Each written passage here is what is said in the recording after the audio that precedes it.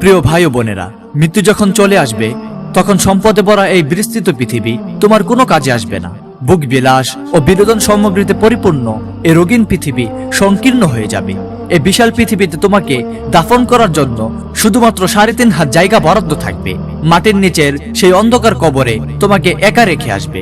তুমি জানো কি কারা তোমাকে বহন করে সেই অন্ধকার কবরে রেখে আসবে? তোমার বাবা, তোমার বন্ধু, তোমার আদরের সন্তান, তোমার প্রিয়জনরা তোমাকে কাঁধে বহন করে সেই অন্ধকার কবরে রেখে আসবে। সেই নির্জন ও একাকিত্বের ঘরে তোমাকে মাটি চাপা দিয়ে রেখে আসা হবে।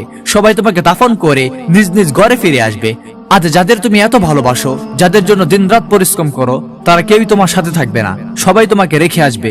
তোমার কবরে শুধু তুমি একাই থাকবে। তখন আল্লাহ তাআলা তোমাকে ডাক দিয়ে বলবেন, হে আমার বান্দা, ওরা সবাই তোমাকে রেখে গেছে, তোমাকে কবরে একাকী রেখে গেছে। আজকে আমি ছাড়া তোমার পাশে আর কেউ নেই।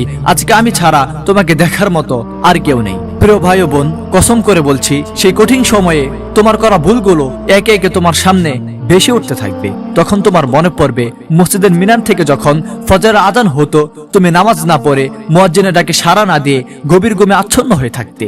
তোমার মনে পড়বে দুনিয়ায় থাকতে তোমার বাবা মায়ের অবাধ্যচরণ করতে। সে সময় তোমার মনে পড়ে যাবে তুমি অন্যায়ভাবে এতিমের সম্পদ আত্মসাৎ করেছিলে। সে সময় তোমার মনে পড়ে যাবে তুমি অবহেলা করে অসংখ্য নামাজ কাজা করেছিলে। আল্লাহর কসম করে বলছি, সেদিন তোমার কৃতকর্মের জন্য তুমি অনুতপ্ত হবে।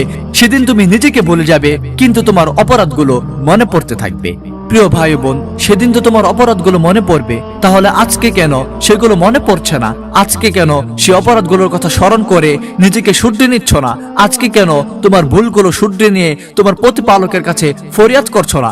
প্রিয় ভাই বোনেরা, মৃত্যুর পূর্বেই মৃত্যুবরণ করো, মৃত্যুর পূর্বেই মৃত্যুর কথা স্মরণ করো।